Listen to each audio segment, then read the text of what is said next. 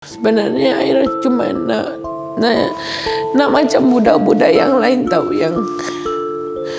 yang manja gitu, manja dengan mak bapak dia.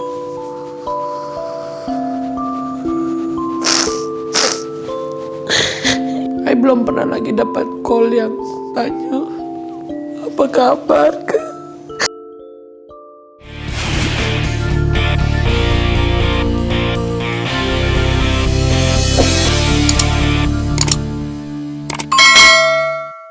Hai guys, Assalamualaikum warahmatullahi wabarakatuh. Mungkin korang semua tertanya-tanya, lama sangat aku tak buat konten. So hari ini adalah first konten pertama setelah saya menggunakan hijab, alhamdulillah. So hari ini juga kita akan berkongsi cerita kenapa, sejak bila, dan macam-macam cerita yang akan kita ceritakan dekat sini. Ini adalah konten pertama dan welcome to my YouTube channel Ficha Barbie Besar dan juga Cabi. So jom kita started. Alright, banyak yang tanya kenapa tiba-tiba kita nak berhijrah atau mau pakai tudung. Banyak sekali pertanyaan-pertanyaan yang datang. Pertama, sebenarnya memang niat mau pakai tudung tu sebenarnya udah lama, bukan baru-baru ini. Cuman pada saat dulu-dulu tu mau pakai tudung tu masih ada 50-50 antara oh ya mau pakai tudung atau enggak. Nanti kalau misalnya kita pakai tudung, sebab kita dunia entertain yang melibatkan, maksudnya watak saya adalah selalunya adalah watak yang komedian. So macam agak takut juga, macam nanti ada orang ambil tak ya, nanti pekerjaan macam mana, ada orang ambil aku syuting tak, nanti ada banyak I fikir. Lepas tu nanti boleh lagi tak buat lawak, macam tu. So pada saat itu memang ada rasa takut ke situ, ke fikir pasal pekerjaan. Tapi bila setelah banyak kejadian-kejadian dekat dunia ni, contoh macam sekarang ni kita tengah kena COVID, udah mau 2 tahun. Lepas tu macam dulu yang terkena COVID banyaknya adalah orang-orang yang saya tak kenal. Maksudnya kalau kita kenal, oh ya ada orang kena COVID, pasti orang-orang yang jauh atau misalnya kita tak kenal pun orang kena COVID. Tapi sekarang ini lately banyak sangat yang maksudnya yang terkena COVID sampaikan ke meninggal tu adalah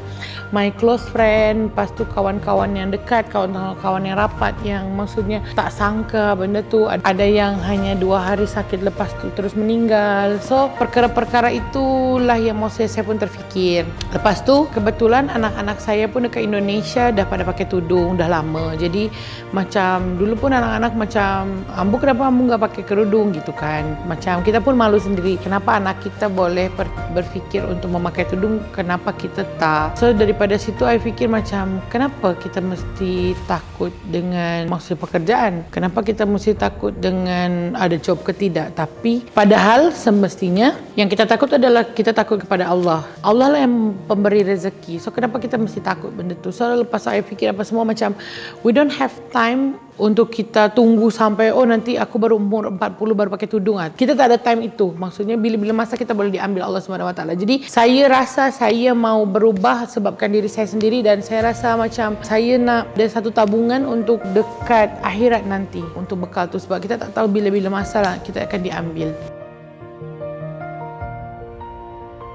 Kalau hari pertama yang pengumuman pakai tudung tu, sebenarnya ada rasa sedih, macam tak percaya sebab banyak orang yang sangat support. Lepas tu tak sangka pula, maksudnya keluarga semua pun support. Sedih yang sedih bahagia tau, sedih yang bahagia. Lepas tu macam I call all my family dan video call. Lepas tu ternyata dekat video call tu memang hanya I je seorang-seorang yang memang terakhir menggunakan hijab. Semua I punya cousin, I punya tante, semua dah berhijab gitu kan. Jadi macam ya Allah, nasib baik masih belum terlambat lagi untuk I berhijab. Tapi memang seriously selepas I berhijab ni macam jadinya kalau kita keluar macam lain, lebih tenang, lebih maksudnya lebih nyaman gitu. Tak tahu, saya lagi rasa lagi best. Terfikir kenapa baru sekarang.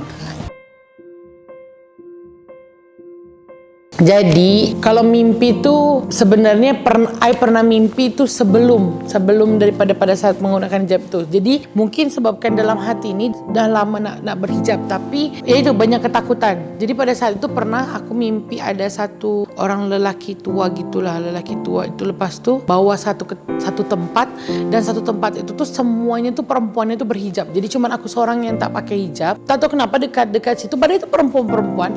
Lepas tu bapak-bapak tuh bawa jom katanya macam ayo masuk sini gitu. Lepas tapi semua tuh perempuan tuh berhijab, tapi aku tak tahu itu ada dekat mana apa semua. Lepas tu udah tuh pagi-pagi tuh macam masa bangun tuh kenapa hanya aku yang bukan berhijab, macam kenapa dia bawa aku ke tempat tu tapi tempat tu hanya tempat orang-orang tuh tengah mungkin macam ada event atau apa, tapi cuma semua memang berhijab. Dan kebetulan pernah satu ketika saya pergi satu event dan semua pun berhijab. So macam I teringat mimpi tu tau, macam lepas tu aku sorang-sorang macam krik-krik tak pakai hijab kanan kiri. So dekat situ tu aku macam ini Allah tegur lagi nih, Allah dah tegur nih. So macam dah 2 kali tegur. So bila kebetulan pula Siti Sarah meninggal tu, itulah aku betul-betul macam terdetik, macam yes, kita macam dah tak ada time lagi. Sebab I bayangkan macam ni, beliau ni almarhum sempat lagi masak 2 hari sebelum, 2-3 hari sebelum beliau meninggal, sempat lagi share IG story, sempat lagi aktiviti yang normal biasa, macam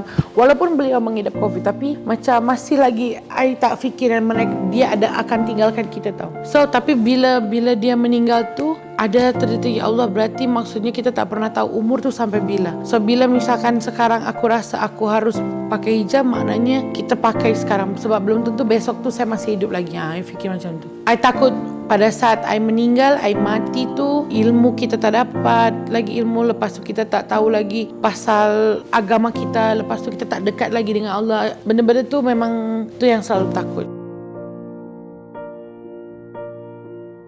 Kalau masalah parents, sebenarnya I dengan punya parents tak rapat sangat. So memang tak rapat sangat, jadi memang communication tu memang jarang. Tapi I tahu dia orang pun mungkin happy walaupun I tak ada bagi tahu atau apa, tapi I rasa mungkin mereka proud juga gitu, maksudnya dengan apa yang sekarang I buat. Cuma jujurnya kalau misalnya dengan parent tu komunikasi tu tidak semacam orang-orang biasa yang lainnya dengan parentnya rapat apa semua. Jadi I memang agak renggang gitu. Sebenarnya kan setiap anak pasti nak rapat dengan family, pasti nak rapat dengan mak bapak gitu kan. Tak ada satu pun anak yang benci dengan ibu bapa dia. Tak ada pun seorang anak yang marah dengan ibu bapa dia. Tapi mungkin ada sebab faktor-faktor tersendiri yang membuat kenapa maksudnya anak itu tak rapat dengan ibu bapa. Cuman sebenarnya saya daripada dulu lagi memang selalu iri dengan orang yang boleh rapat dengan ibu bapa. Boleh macam close, boleh cerita benda-benda semua. Macam kadang I pun selalu fikir macam I tak ada orang yang boleh yang boleh kita cerita macam orang lain. Tapi kita pun bukan nak burukkan atau kita bukan nak buka aib pasal keluarga, tak. Cuman memang saya dari kecil bukan yang dijaga ibu bapa, memang bisa dibilang daripada keluarga yang broken home. Daripada saya umur 2 tahun, bapa saya dah bercerai dengan mak saya, dan saya memang tak ada sosok bapa sampai ke saya besar, dan saya dah mandiri daripada kecil lagi. Saya dulu tak ada pun close dengan family. Tapi jujurnya sekarang bila dah tambah besar ni dan saya punya anak-anak pun dijaga sama keluarga, so saya baru rasa betapa berharganya keluarga. Macam dengan my mom, I tengah ada problem sendiri dengan my mom. Padahal masalah tu pun bukan I yang buat, tapi kita juga jadi ikut lost contact gitu. Jadinya sekarang pun I tak tahu lagi apa beliau dekat mana. Jadi tak tahu.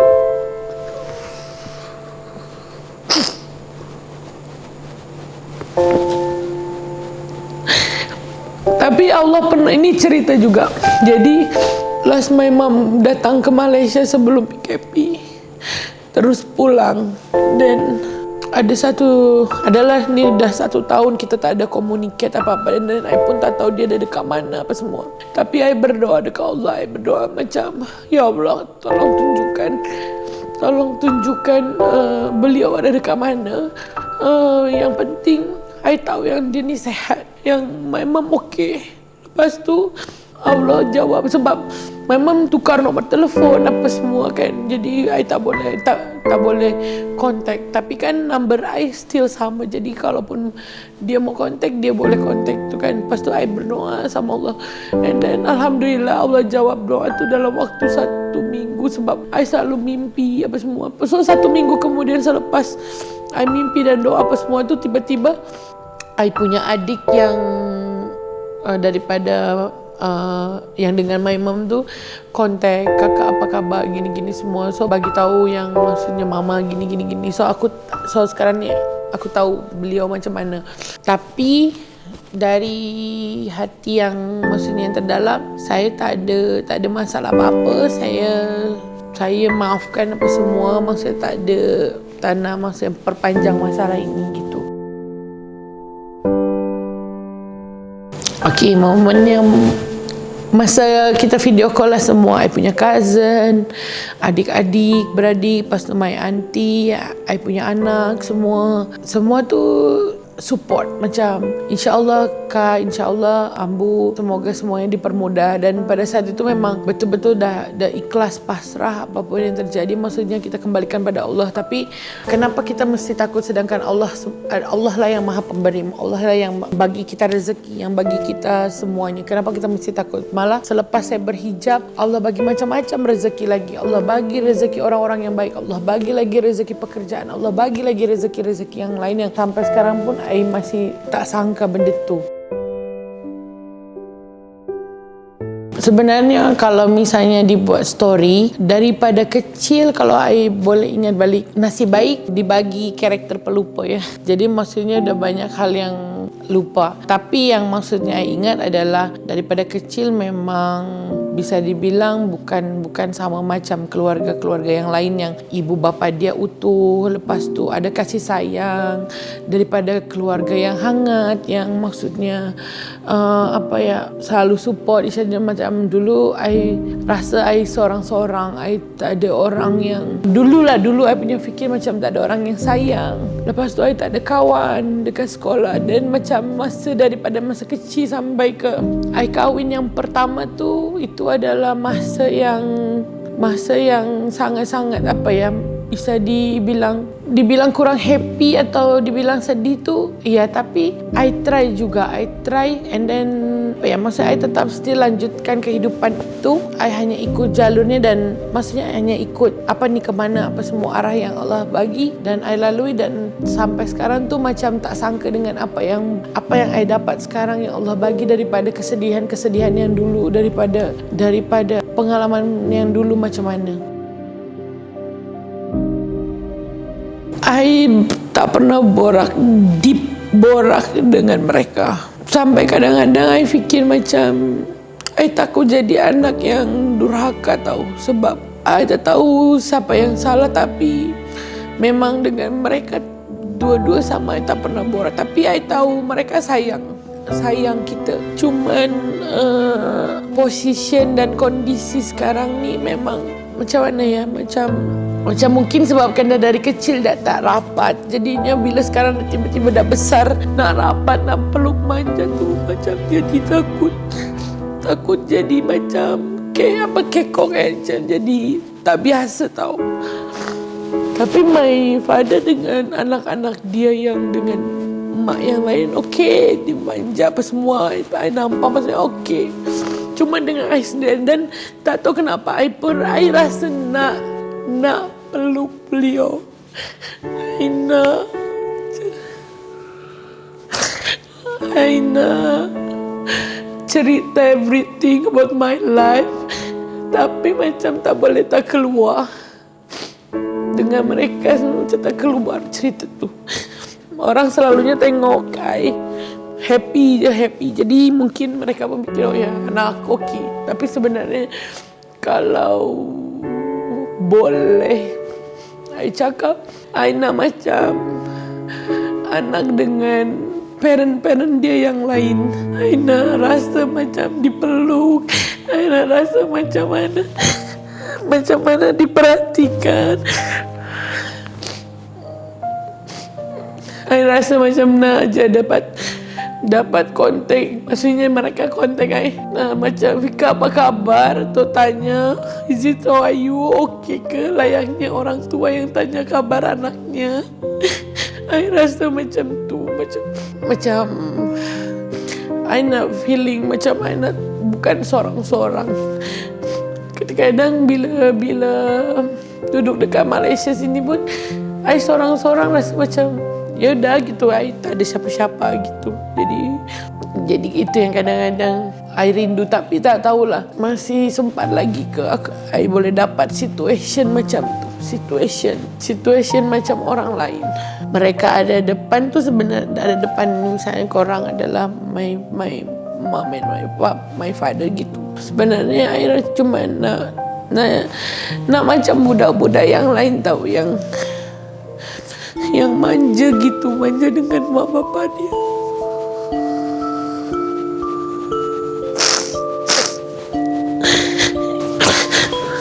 Tanpa harus fikirkan pasal duit, tanpa harus fikirkan pasal benda-benda lain, just for ya untuk dimanja gitu. Kan sebab memang maksudnya tak pernah lagi macam even borak, I belum pernah lagi dapat call yang tanya apa kabar ke, mana tinggal dekat Malaysia okey tak. Tapi it's okay because mungkin I tahu my father and my mom sebenarnya pastilah sayang dekat anak. Cuman tak tahu, mungkin ya itu ada ego sendiri. Dan mungkin about past sebelumnya juga memang I kan tinggalnya dengan orang-orang, dengan tante, dengan my nenek, dengan pindah sini, pindah dengan my father sekejap, nanti dengan my mom sekejap. Jadi memang pindah-pindah gitu. Tapi kalau mereka semua ada dan mungkin tengok video ini, I just nak bagi tahu yang I sayang papa, saya sayang mama. Yang no matter what korang buat dekat saya still berdoa untuk korang panjang umur, selamat dunia akhirat. Walaupun kadang-kadang saya agak takut dengan doa kedua orang tua, iaitu ya Allah ampunilah dosaku dan dosa kedua orang tuaku sebagaimana mereka menyayangiku di waktu kecil.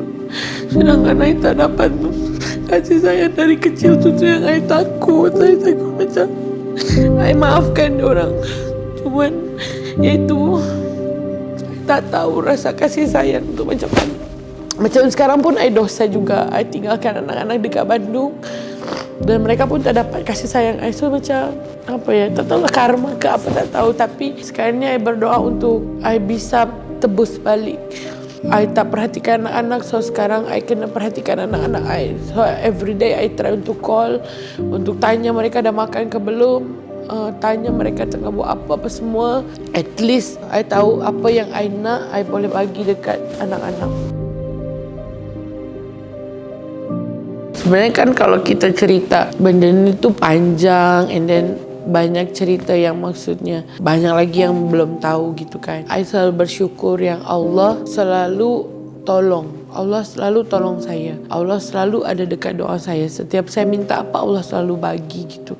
Dan saya tahu daripada yang sebelum ni, yang kata kasarnya hidup duit pun tak ada, I mandiri macam mana, I kerja keras sendiri sampai pencapaian yang sekarang, sampai kata kasarnya walaupun sekarang ni bukanlah yang sehebat mana, tapi ini adalah sangat-sangat bersyukur, sangat-sangat dibandingkan sebelumnya. Maksudnya terima kasih sangat-sangat, kadang-kadang tak terucap dan tak terhingga kepada maksudnya warga atau masyarakat dekat Malaysia yang sokong saya daripada 2010 sampai sekarang 2021. Dan saya boleh karir dekat sini, boleh cari rezeki dekat sini, dekat negara korang. Lepas tu korang pun percaya dekat saya, bagi peluang. Banyak mungkin artis Indonesia yang dia terkenal dekat Malaysia, tapi bukan stay dekat Malaysia dan bukan maksudnya tinggal dekat sini. Tapi saya sangat-sangat beruntung sebab korang semua tu betul-betul saya rasa support, saya rasa kasih sayang dari korang. Jadi saya tak dapat kasih sayang tu mungkin dari my parent, tapi saya dapat kasih sayang dari orang-orang sekeliling. Dapat dari kawan-kawan yang baik, yang daripada kawan boleh jadi family, terus daripada kadang-kadang peminat, daripada orang-orang yang kita tak kenal tapi baik sangat-sangat. Lepas tu banyak orang-orang yang di sini yang orang sekeliling tu yang maksudnya baik-baik. Jadi I sangat beruntung. I rasa macam okay, mungkin tak dapat kasih sayang dari mereka, I dapat kasih sayang daripada korang semua. Okay, lepas tu ini ada pesanan terakhir untuk mungkin yang tengok video ni. Percaya proses. Korang semua jangan selalu fikir misalnya sekarang tengah dikasih cobaan, korang rasa itu adalah di titik terpuruk korang, tapi korang jangan fikir macam tu, sebab apapun yang korang lalui sekarang, Allah akan gantikan dengan yang lebih baik. Allah akan gantikan dengan yang lebih baik, dan percaya dengan Allah. Kalau misalnya korang percaya dengan Allah, apapun yang korang lakukan, apapun jalan yang korang jalani itu adalah yang terbaik. Jadi jangan takut, dan maksudnya tetap, yang penting ingat, jangan buat jahat dekat orang, tetap berbuat baik dengan orang, sedekah. InsyaAllah Allah akan pulangkan balik, akan bagi kita rezeki yang lebih banyak lagi. Jadi untuk pesanan dekat korang semua, no matter what sekarang, apapun korang yang tengah hadapi, dengan musibah apa yang sekarang korang hadapi, tetap still istiqomah, tetap still ingat Allah, tetap berdoa dan tetap usaha. Jangan putus semangat, jangan ada kepikiran nak bunuh diri atau whatever, sebab apapun yang terjadi, Allah akan bagi kita cobaan sesuai dengan kemampuan kita. So maknanya adalah kita akan mampu untuk menghadapi benda-benda tu. Thank you so much guys. Sebenarnya banyak lagi cerita yang I akan ceritakan, dan banyak lagi cerita yang korang sendiri sebenarnya belum tahu lagi. Saya sudah sembunyikan lama je, tapi nanti akan menjadi penasaran untuk korang semua. Tapi one day I janji I akan cerita dekat korang semua about my life yang korang semua sekarang ni belum tahu. Cuma kita tunggu waktu yang tepat yang I akan ceritakan semua dari A to Z-nya. So thank you so much untuk korang yang watching. And then untuk I punya family, tak ada maksud atau niatan aku untuk cerita, tapi ini hanya sebatas perkongsinya dalam hati lubuk saya yang paling dalam. I just minta maaf kepada my parent, my mom, my papa kalau I ada salah. Mungkin selama ini kita bukan jadi anak yang terbaik, tapi kita try untuk tunjukkan kalau kita bisa menjadi anak yang baik. Kita akan usaha untuk tidak menyusahkan korang berdua. Kami minta maaf kalau selama ini mungkin ada Fika pun ego juga, tapi yang jelas Fika sayang papa mama. Assalamualaikum warahmatullahi wabarakatuh. Dadah.